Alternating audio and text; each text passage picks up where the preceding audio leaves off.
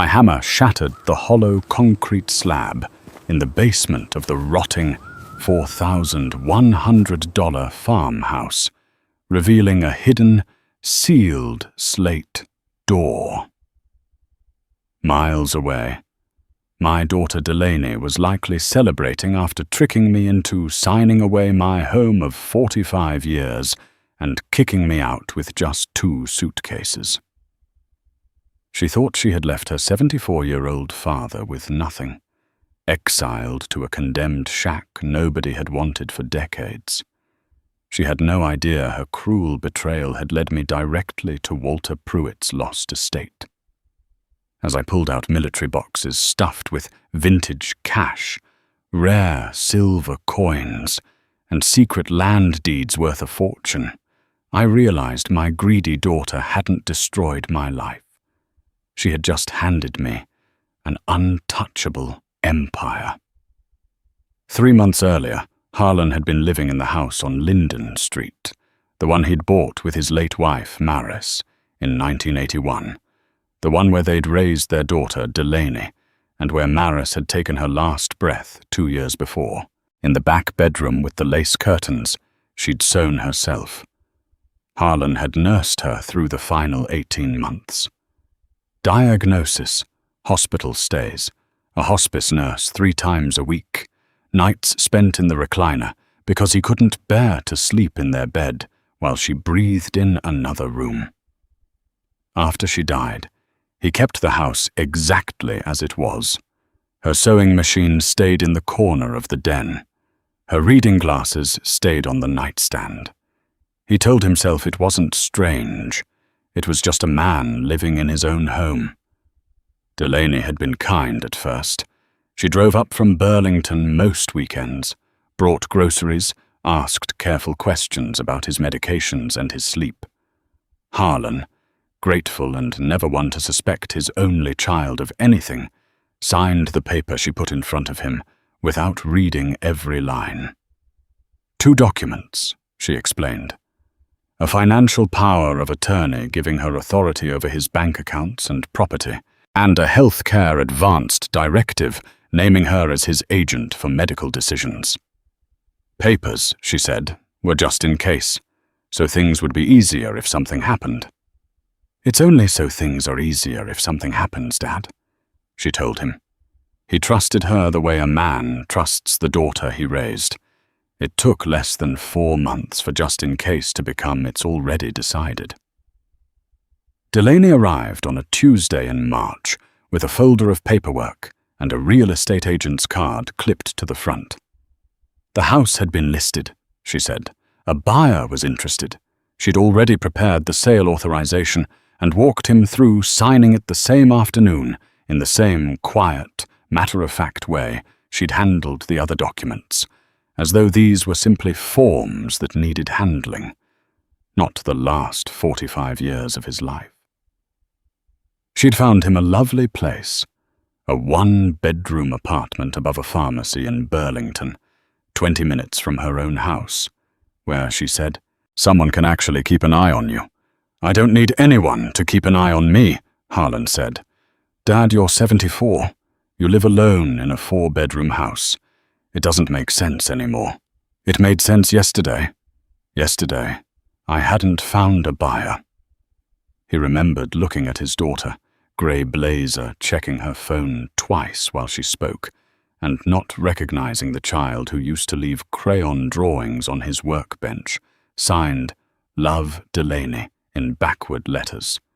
He asked her quietly whether this was really about his safety or about the money the house would bring. She didn't answer. She told him the closing was in 3 weeks and that movers would come Saturday to help him downsize.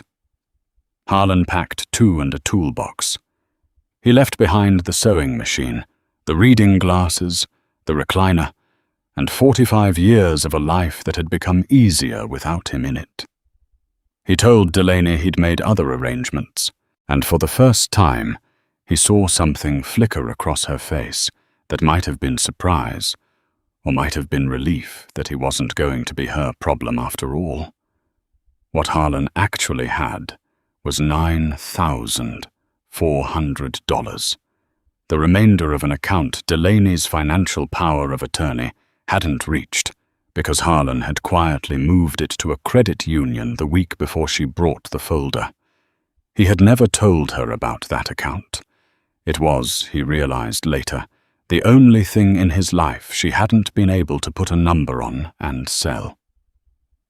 He spent 2 nights in a motel off Route 7, eating from vending machines, scrolling property listings on a library computer, because Delaney had taken his laptop, too, for the move. That was where he found it. A notice for a county-owned parcel in the township of Ashgrove, 11 acres with a residential structure, carried on the county's books after a completed tax sale and an expired redemption period, offered for resale at a minimum of $4,000. The listing's single photograph showed a farmhouse half swallowed by brush, its porch roof sagging like a tired shoulder. Beneath it, someone at the county office had added a note that wasn't standard. Property has remained unsold at 3 previous offerings. Nobody wanted it.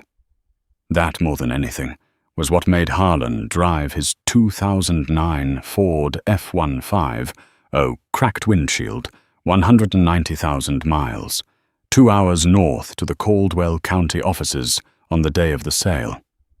He was the only buyer. The town clerk for Ashgrove, Sandra Pruitt Wells, warned him twice before he signed anything. "That's the old Pruitt place, Mr. Whitaker. Folks around Ash Grove don't talk about it much. Roof's been bad since before I started working here, and the house has been empty going on 40 years. "Anybody die in it?" Harlan asked. Not because it would change his answer, but because he wanted to know what he was getting into. "Not that's on record. Old Walter Puit just left is the story, or died somewhere else, and nobody ever came to settle it. Either way, the county's held the property longer than I've been alive." Harlan signed the deed. He drove 11 miles from the county offices to Birch Hollow Road, turned onto a gravel track that hadn't been graded in years, and parked in front of the only home he had left. The house was worse than the photograph. The porch had partly collapsed. Saplings, real trees, 8 and 10 feet tall, had grown up through gaps in the floorboards.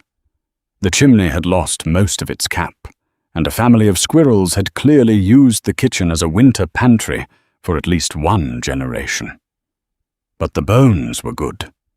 Harlan had spent 40 years as a machinist and part-time carpenter, and he knew the difference between a house that was dying and one that had simply been left alone. The floor joists were solid oak. The fieldstone foundation was dry laid but tight. Whoever Walter Puit had been, he'd built or rebuilt this place to last.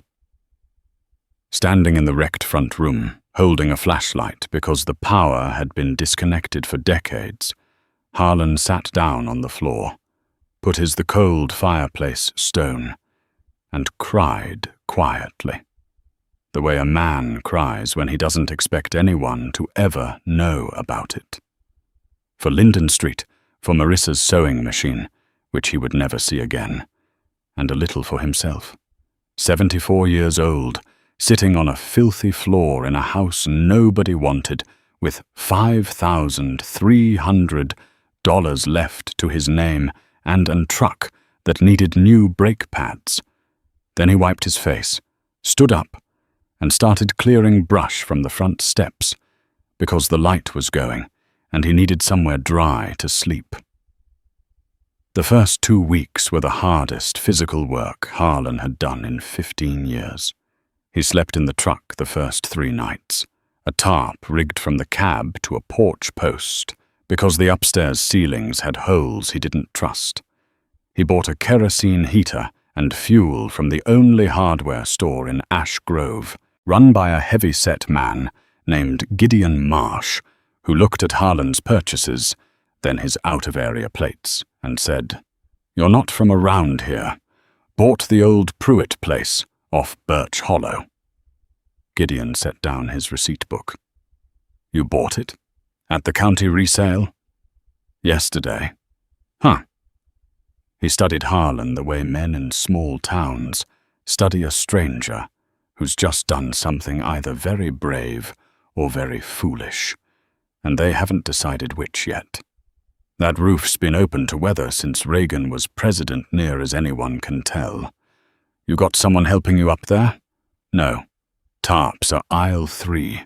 Heavy duty, not the blue ones. Wind off the ridge'll shred those by Thursday." He paused. "You eat yet today?" Harlan hadn't, and something about the bluntness of the question, not pity. Just a practical man noting a practical problem, made his throat tight in a way the empty house hadn't. "Not yet. Ruth's diner 2 doors down. Tell her Gideon sent you." It wasn't friendliness. Exactly. It was the grudging decency Harlan would come to learn was the only kind Ash Grove handed out to strangers, and the only kind that mattered. Ruth Calloway's diner was 4 booths and 6 stools, run by a woman in her late 50s who looked Harlan over the same way Gideon had, until he mentioned Gideon's name. And something in her posture eased. "You're the fellow bought the Puit place," she said, not a question. "You know what people around here say about that house? Gideon said folks don't talk about it much because there's not much worth repeating, and most of what gets repeated isn't true." She wiped the counter without looking at him directly, the way small towns share information sideways instead of head-on. "Walter Puit lived up there alone. I don't know how long. Quiet man. Paid cash. Tipped. Never said 2 words more than he had to. Then sometime in the early 80s he just stopped coming to town. House sat empty ever since. 3 sales before yours. Not 1 bid." She finally met his eyes. "You got family helping you fix the place up, Mr. Whitaker?" "No, just me." Ruth's expression didn't change much, but she topped off his coffee a 3rd time and didn't charge him for the pie. For 10 days, Harlan worked sunup to sundown, patching the roof off a borrowed extension ladder, replacing rotted sheathing with plywood. Bought on credit, Gideon extended without being asked. "Pay me when the place is worth something or don't." Clearing brush, cutting saplings, scrubbing the kitchen with bleach until his eyes watered, shoring up the collapsed porch corner with a jack post. He ran a used generator for a space heater and a single string of work lights. And at night he ate canned chili by flashlight, because there was nothing else to do once the sun went down, and his body was too sore for anything but sitting still. Some nights the rain thundered on the new tarps, and Harlan lay awake, calculating the way he'd calculated machine tolerances for 40 years, exactly how many days his money would last. Some nights he slept in his coat and gloves, and woke with his breath frozen on the sleeping bag's collar. One night, about 2 weeks in, a possum got into the kitchen through a gap he hadn't sealed, and Harlan, 74, alone in the dark in a house with no working locks, sat bolt upright with a chainsaw file in his hand before he understood what the sound was. Afterward, heart still pounding, he thought, "This is what my life is now. This is what she left me with." He didn't call Delaney. He told himself it was pride. It was also, he knew, grief. The same grief from the fireplace floor. He had lost a wife, and then, differently, a daughter. And there was no funeral for the second kind of loss. Just an empty house in the woods, and a man learning again at 74 how to be alone. On the 11th day, finally able to work in the basement, clearing 40 years of rotted boxes and a collapsed shelf unit so he could check the foundation before winter. Harlan noticed something wrong with the floor. The basement was low-ceilinged, fieldstone-walled with packed dirt along most of its length except for a poured concrete section near the back wall, smoother and greyer than the rest, clearly added later.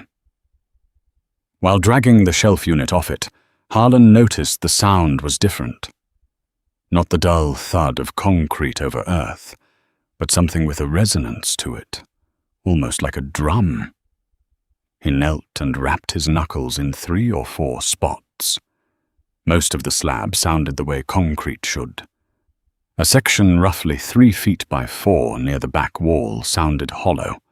He told himself it was probably an old cistern or a cold cellar poured over instead of dug out. But that night, lying in his sleeping bag, he found himself thinking about it instead of about Delaney, instead of about the cold. And there was something almost like relief in that.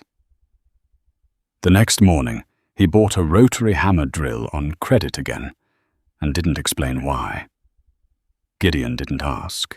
"Just don't drill through anything you'll regret," he said, which Harlan took correctly, as Gideon's way of saying he knew exactly why a man clearing an old basement might suddenly need one. It took most of a day to break through the hollow section, working carefully a few inches at a time. What he found, once the dust settled, wasn't a cistern. It was a wooden frame, roughly the size of a steamer trunk, set into the earth below the slab and capped with a thick slate slab, sealed and concealed with obvious care. The slate had a rope handle, rotted nearly to nothing, set into a drilled hole. Harlan worked the slate loose with a pry bar. Underneath, wrapped in oilcloth that had crumbled to dust around the edges, was a heavy military green ammunition box, 2 smaller wooden boxes, and a leather satchel that had mostly disintegrated, spilling brittle, water-stained bundles of paper into the cavity. Though the cavity itself, against all odds, had stayed dry. The ammunition box's rusted latch gave way at a touch. Inside, wrapped in waxed paper that had preserved them remarkably well, were bundles of old cash, bills with the smaller portraits, 20s, 50s, a few hundreds. The rubber bands long since perished, but the bills still flat and stacked. Beneath the cash, envelopes labelled in careful old-fashioned handwriting. Donnelly, March 1971. Faraday, September 1973. Whitcomb, January 1976. Inside each, folded papers that looked under flashlight like promissory notes, mortgage documents and bank statements, along with short handwritten notes. The smaller boxes held silver dollars, Morgan and Peace dollars, dozens of them, heavy in his palm, along with a bundle of old bearer certificates, the kind of financial paper that hadn't been issued since the early 1980s, each made out to bearer rather than to any named individual, their face values printed in faded ink, and then wrapped separately in waxed paper, a thick stack of old government savings bonds, each dated between 1958 and 1979, issued in the name of Walter Puit. The satchel's contents were the strangest. Once Harlan carefully separated the brittle pages, he found a simple accounting ledger, the kind sold in any 5 and dime, filled with handwritten entries, date, name, dollar figure, running from the early 1960s to 1981.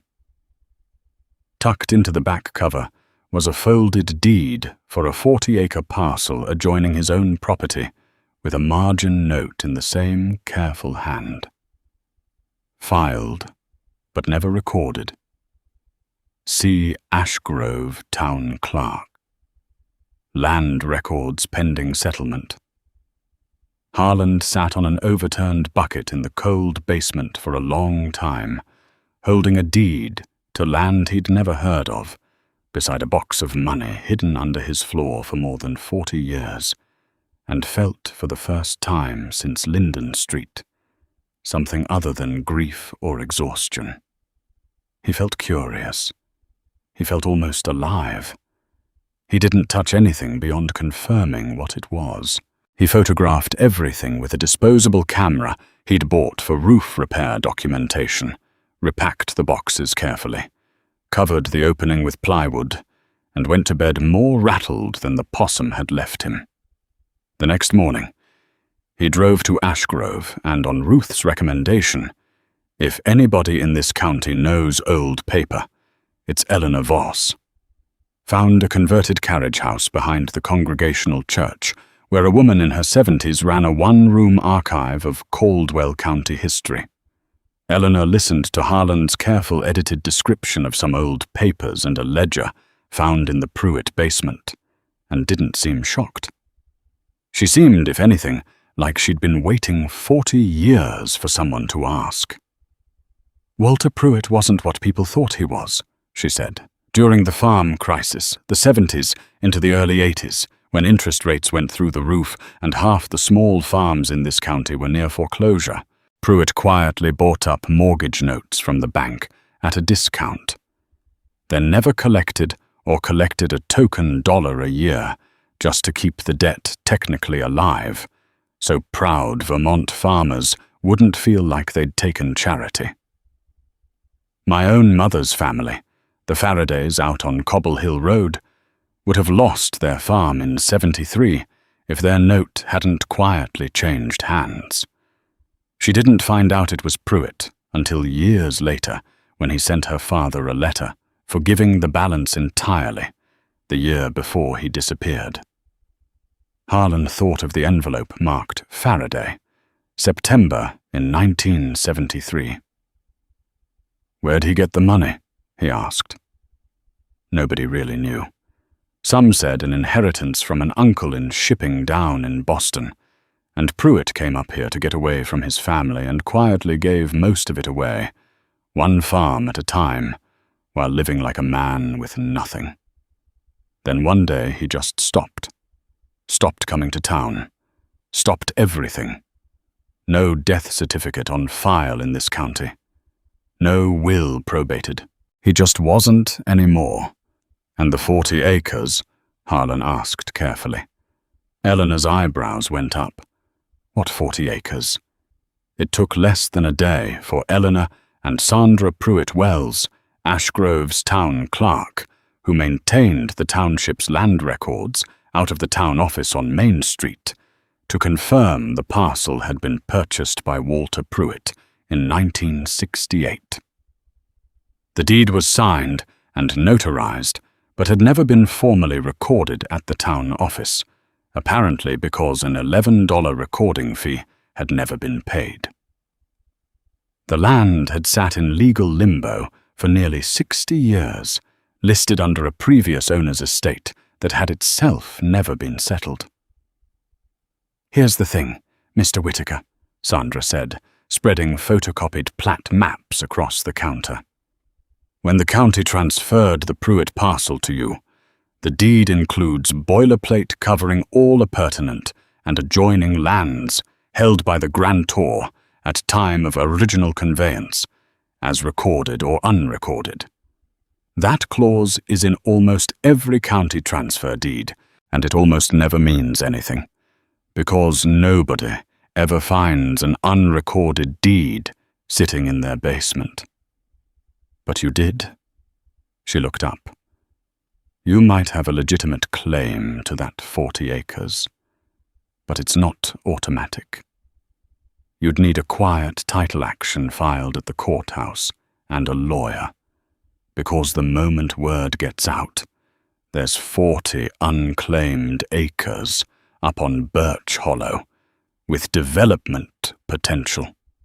Somebody's going to come out of the woodwork. She wasn't wrong, but that came later. Harlan hired Cornelius Bates, a lawyer in his 50s, whose office above the Ashgrove Pharmacy handled wills, property disputes, and the occasional zoning hearing for the whole county. Bates looked over the deed, the ledger, and Harlan's photographs, and was quiet a long moment. "Do you understand what you've got here, Mr. Whitaker? A piece of local history the Historical Society is going to want. A 40-acre parcel worth somewhere between $60,000 and $90,000, given the timber value, and its border with the new conservation land along Cobble Brook." And he tapped the photo of the ammunition box. "Roughly 8,000 to 10,000 in old cash and silver that we can move on quickly, plus bearer certificates that could add another 18,000 to 20,000 once authenticated. The savings bonds are a different matter. They're in Pruitt's name, so those will have to go through the estate process and wait on the legal findings before anyone touches them. Is the cash and the silver legally mine? Vermont doesn't have a simple finders-keeper statute, but the situation is favorable. This was found on land you legally own after a properly conducted county transfer, not on someone else's property. Pruitt has no known living heirs. No will was ever probated, and reviving any estate claim after 4 decades without probate, unknown heir, or any record of possession would be an extraordinary legal challenge. And that ledger isn't a record of Pruitt's wealth. It's a record of debts he forgave. Whatever he had left, he chose to leave behind rather than spend or pass on. Under Vermont law, that looks very much like abandoned personal property. We'll document everything carefully, give proper notice where required, and wait out the appropriate period. But the cash and the silver, I'd expect those to be freed up within a matter of weeks. The certificates will take a bit longer to authenticate, but they're bearer instruments and don't carry Pruitt's name. That's the distinction. Over the following weeks, with the cash and silver coins deposited and the bearer certificates sent to a financial examiner in Burlington for authentication, Harlan used the money to do the roof properly. Real shingles, new flashing, a rebuilt chimney cap, rewired the house through a hired electrician, replaced the well pump, and rebuilt the porch with real footings. The work went faster now that he had funds and wasn't rationing every purchase against a dwindling count of days. By early autumn, the house nobody in Caldwell County had wanted for 40 years had a sound roof, working lights, hot water, and smoke rising steady from a chimney that had been cold since before most of the town's residents were born. Whole sections of the second floor still needed attention, and the barn sat untouched behind the house. But the place was livable and watertight, and for Harlan, that was enough to feel like winning. And he started, almost without planning to, doing on a small scale what Pruitt had once done on a large one. He fixed Gideon's delivery truck for the cost of parts after Gideon mentioned it had been acting up for months. He rebuilt Ruth's hazardous porch steps in trade for meals. When 81-year-old Mr. Castellon's wood stove cracked in October, and he couldn't afford a new one before winter, Harlan spent 3 days re-welding the firebox at no charge. That's what neighbors do. Word got around, the way it does in a town of 600 people. By November, a hand-painted sign appeared at the end of Harlan's driveway. Gideon's work, not his. Reading Whitaker's repairs, welding, small engines. A 15-year-old named Eli Farrow from a dairy farm on the other side of the ridge started coming by after school, ostensibly to help. Really because he had a natural feel for engines, nobody in his family had time to nurture. Harlan, who'd never had a son, found he had a great deal he wanted to teach. The 40 acres took longer. The quiet title action drew exactly the response Sandra had predicted. A December letter from an Albany attorney representing a man named Roland Pruitt Vance, Walter Pruitt's great-nephew and rightful heir, demanding Harlan cease and desist pending a full accounting. "Is this serious?" Harlan asked Bates. "It's a letter. Whether it's serious depends on whether he can establish he's even related to Pruitt at all. And even if he can, it doesn't change my analysis of the personal property. It'll slow the quiet title action down. Maybe 2 to 4 months." Bates tapped the letter. "In 26 years, I've never seen one of these arrive before the local paper ran a story, and the Caldwell Courier ran theirs 3 weeks ago. That story, Hidden Vault Found in Long-Abandoned Ashgrove Farmhouse, reveals local benefactor's secret history."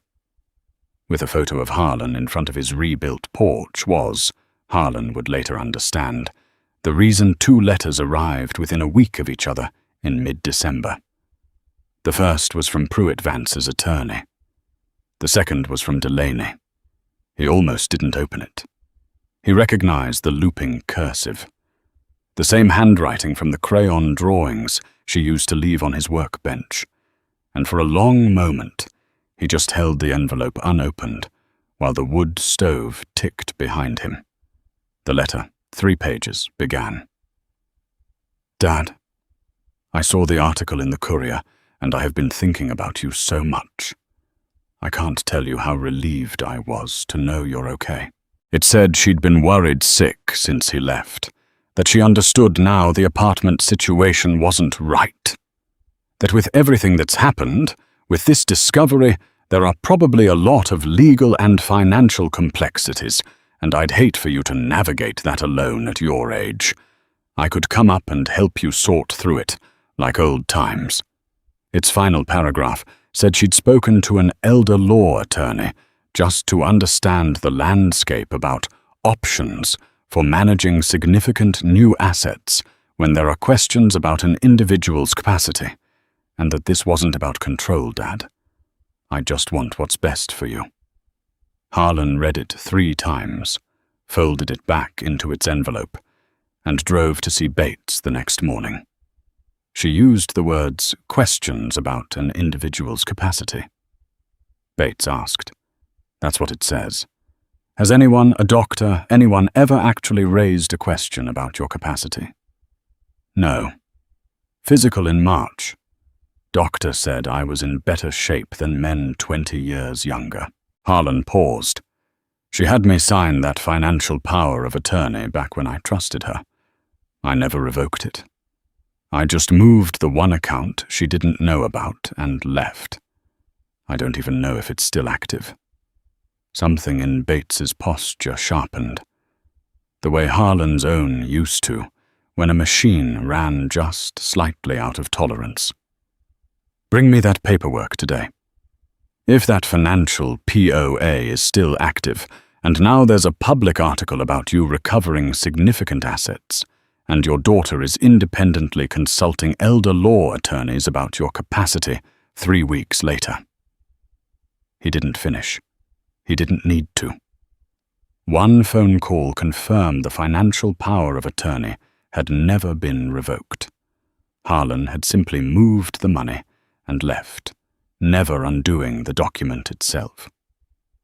Bates prepared a written revocation that afternoon, had Harlan sign it, and sent certified copies to Delaney's address and to Harlan's credit union, so the institution had clear record that the authority was gone. Harlan didn't write back to Delaney's letter. He didn't need a lawyer to tell him that. She came anyway. 3 days before Christmas, a silver SUV turned off Birch Hollow Road and parked beside Harlan's truck. Eli was in the workshop that afternoon, helping true up a bent tractor axle, and he glanced at the unfamiliar car, then at Harlan's face and quietly set down his tools. "I should head home, Mr. Whitaker. Tell my mom I said hi." It wasn't really true. Eli's mother and Harlan had never met, but Harlan understood it for what it was. The boy giving him room. Delaney got out in a wool coat that looked like it cost more than Harlan's truck, and for a moment she just stood there, looking at the house, really looking, the way she'd never once looked at the house on Linden Street. Not even the day she'd pushed him to sign the sale papers. The new roof, the rebuilt porch, the steady smoke, the Whitaker sign, and the small gravel lot where Castellane's truck, Ruth's car, and another vehicle were parked. "Dad, this place looks—" She stopped, recalibrated. "It's a lot, Dad. The money, the land, at your age, dealing with lawyers and town records and people you don't know coming around. I just don't want you to feel like you have to do all this alone." "I'm not alone," Harlan said. "I mean family, Dad." "I know what you mean."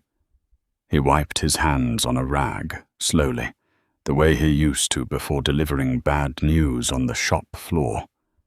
"Delaney, I got a letter from a lawyer in Albany last week, from a man claiming to be Pruitt's great-nephew and wanting everything I found. And I got a letter from you the same week talking about my capacity to a lawyer you found on your own.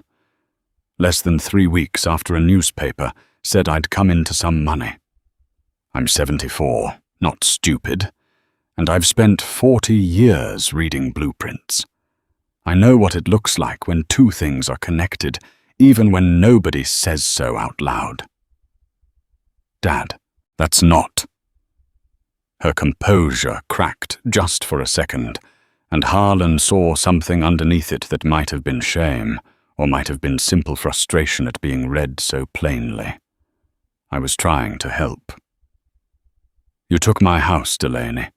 You had me out in 3 weeks with 2 suitcases into an apartment you picked without asking me, using a power of attorney I signed because I trusted you. And you didn't call again, not once, until a newspaper told you I'd found something worth having." He kept his voice level. "I revoked that financial power of attorney. My lawyer sent the paperwork to you and to my bank before your letter even arrived. So whatever that elder law attorney told you about options, tell them it's done. There's nothing of mine left for anyone to manage. And there hasn't been since the day you packed my life into 2 suitcases. I'm your daughter," Delaney said. And this time her voice broke. And Harlan, watching her, found he believed the break was real, even if he no longer trusted what it meant. "You are," he said, more quietly.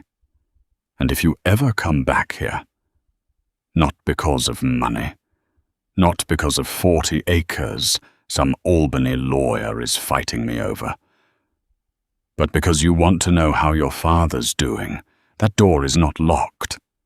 I mean that. But it's not open today. Not for this." He gestured not unkindly toward her car. "I think you should go. She stood there a moment longer in the cold in front of the house, rebuilt by a man she'd thrown away, then got back in the SUV and drove off down Birch Hollow Road. Harlan watched the taillights disappear past Castellan's place and felt not triumph, not quite peace, but something steadier than either. The feeling of a floor finally holding the weight it had been built to hold. The Pruitt-Vance claim collapsed on its own over the next 2 months. Genealogical records Eleanor Voss assembled, she'd appointed herself an unofficial member of Bates's team out of sheer enthusiasm, showed Roland Pruitt-Vance's branch of the family had split from Walter Puit's line 3 generations back over an unrelated Massachusetts property dispute with no documented relationship that would give him standing under Vermont law. His attorney quietly withdrew the claim in February. The quiet title action on the 40 acres was granted that spring. Harlan now owned free and clear 51 acres on Birch Hollow Road, a farmhouse restored enough to feel alive again, a working barn, and a small but growing reputation as the man who'd found Walter Pruitt's secret and, in his own modest way, kept doing what Pruitt had once done. By that summer, The barn had a new roof of its own paid for from timber rights on a portion of the 40 acres that Harlan, after talking it through with Bates and the County Conservation Board, placed under easement rather than sell. Pruitt held on to that land for a reason, even if he never said what it was, and I'd just as soon it stay woods. The rest of the barn became, with Eli's help and Gideon's tools and donated equipment from half the county, a proper workshop. Whitaker and Faro's, the sign now read, Harlan having quietly added Eli's name the week the boy turned 16 on the condition he finish school first. On Thursday evenings, the workshop doubled as something else, a gathering point where Castellon and a couple of the township's other older residents, people whose families had once depended on a quiet, lonely man named Walter Puit and never fully knew it, came to sit by the wood stove, drink Ruth's coffee, and talk about engines and weather and the ordinary business of getting through a Vermont season without anyone having to face it alone.